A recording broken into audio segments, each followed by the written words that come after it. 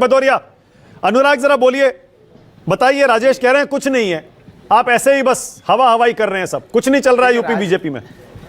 देखिए राजेश जी नहीं बता पाएंगे। केशव प्रसाद मौर्य जी का जो राजनीतिक दर्द है उसकी दवा लखनऊ में नहीं है, उसकी दवा दिल्ली में मिलती है, तो इसलिए उसकी दवा के लिए दिल्ली गए हैं। राजनीतिक दर्द बहुत तेज है, वो राजनीतिक दर्द जो है वो राजेश जी समझ रहे हैं, लेकिन यहाँ बोल नहीं पा रहे हैं। वो कह रहे हैं कि सबका अपना अपना रोल है, बाकी सबका अपना रोल है। भैया यहाँ तो मुख्यमंत्री पता नहीं चलता कौन है। योगी जी का आप कह रहे हो खेमा, कहते हैं ना, यहाँ 5-6 खेमे हैं। योगी जी का अलग खेमा है, डिप्टी सीएम केशव प्रसाद जी का अलग खेमा है, दूसरे डिप्टी सीएम पाठक जी का अलग खेमा है, अमित शाह जी का अलग खेमा है, राष्ट्रीय अध्यक्ष जी का अलग खेमा है। यहाँ खेमे नहीं पता चलते, इतने खेमे। उस खेमे के अंदर में जनता खो गई है। दिक्कत ये है, इनके खेमे से जनता का क्या लेना देना। और ये कह रहे थे स्थानीय नेता मिल नहीं पाए, मतलब स्थानीय नेता से इनके राष्ट्रीय अध्यक्ष यहाँ मिल नहीं पाए, इसलिए दिल्ली जाना पड़ता है। तो बताइए अब जनता का कैसे काम करेंगे आप, जब आपके नेता नहीं मिल पा रहे हैं राष्ट्रीय अध्यक्ष से, आपके जो लखनऊ आए थे, तो आप बताइए आपका नेता फिर जनता से गांव में जाके, कस्बे में जाके कैसे मिलेगा।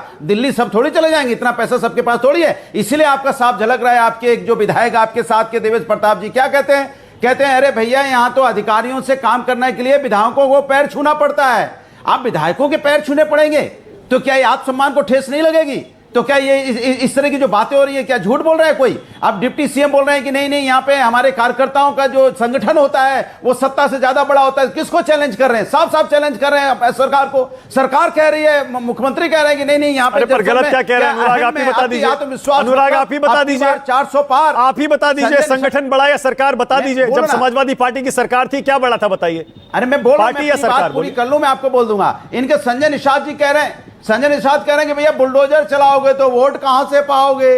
बुलडोजर चला दोगे, कभी पंतनगर में जाके बुलडोजर खड़ा कर दोगे, कभी जाके रहीम नगर में खड़ा कर दोगे, कभी अकबर नगर में खड़ा कर दोगे। अरे बुलडोजर ही ये घूमते रहते, लोगों का घर तो बसा नहीं सकते, लोगों का घर उजाड़ने में लगे रहते हो। पहली सरकार ऐसी आई है जो ना रोजगार दे सकती है, ना किसी घर बना सकती है, उजाड़ने में लगी है। अरे वो कह रहे हैं भैया मेरे पास पेपर है, सब कुछ है, लेकिन वहां से गायब, विधायक गायब, सांसद गायब, पार्षद गायब, लोग रो रहे हैं, चिल्ला रहे हैं, परेशान हैं, बच्चे बेचारे परेशान हैं, लेकिन सरकार के कान पे जू नहीं रखती। सरकार कितनी दूर रहती है भाई? पंतनगर से मात्र 3-4 किलोमीटर।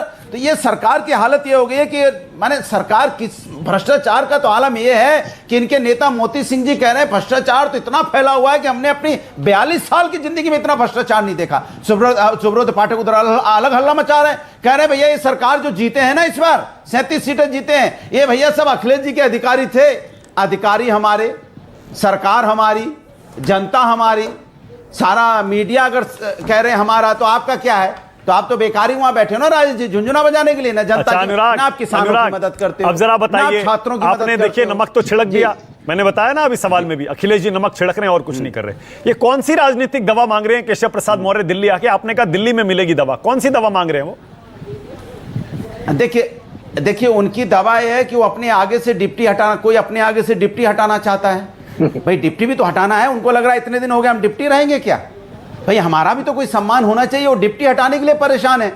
और राजेश जी उसको देखो, राजेश जी का दर्द देखो। राजेश जी कह रहे हैं केशव प्रसाद मौर्य बताएंगे, हम क्या बताएंगे, हम तो प्रवक्ता हैं। अरे प्रवक्ता ही तो बताएगा, और कौन बताएगा? कार्यकर्ता बताएगा। प्रवक्ता काहे बने हो जब कुछ पता ही नहीं है तब? अच्छा ठीक है, तो आप भी बताइए बोलने के लिए। ठीक है, मैं आप भी बताइए, तो आप भी बताइए। संगठन बड़ा होता है सरकार, आप ही बता दीजिए। आपकी भी सरकार रही ना इतने टाइम पर उत्तर प्रदेश में। मैं बता रहा हूं आपको, बताइए। मैं बता रहा हूं आपको, संगठन सुन लीजिए, संगठन हमेशा आपको पता है कि बड़ा होता है और संगठन का सम्मान होता है। लेकिन जब राष्ट्रीय अध्यक्ष बैठे हो, पार्टी का राष्ट्रीय अध्यक्ष नड्डा जी बैठे हो, वहां पे ज्ञान दिया जा रहा हो कि संगठन बड़ा होता है, सरकार बड़ी नहीं होती है। फिर उसके बाद नड्डा जी कहते हैं कार्यकर्ताओं का सम्मान से समझौता नहीं होगा, कार्यकर्ताओं के सम्मान से समझौता नहीं होगा। ये इतनी तेज आवाज में बोलना, इसका क्या मतलब है? एक इसी तेज आवाज में एक वहां बोल रहे हैं, एक पश्चिम बंगाल में भी तेज आवाज में बोल रहे हैं। वो क्या कह रहे हैं पता है आपको? एक आपने गाना सुना होगा, फेटे गेलो काली रामे ढोल, बोलो सबका साथ सबका विकास होवे ना, सबका साथ सबका विकास नहीं होगा। तो क्या होगा भैया? क्या कह रहे हैं आप? जो हमारे साथ उसका विकास, यही तो उनका कहने का मतलब है। कहते बोलबो जो हमारे साथ सबका विकास बंद करो।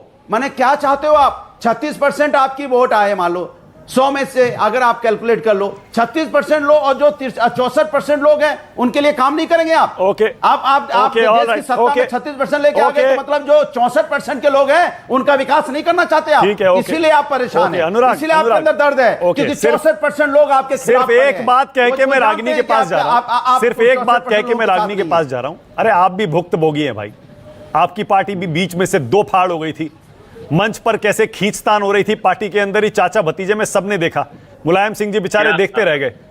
तब बीजेपी का समय था, आज आपका समय है, बिल्कुल आपको पूरा हक है नमक छिड़कने का, इसीलिए मैं बिल्कुल कुछ नहीं कहूंगा उस पर। विरोधियों का, विपक्ष का काम ही ये होता है।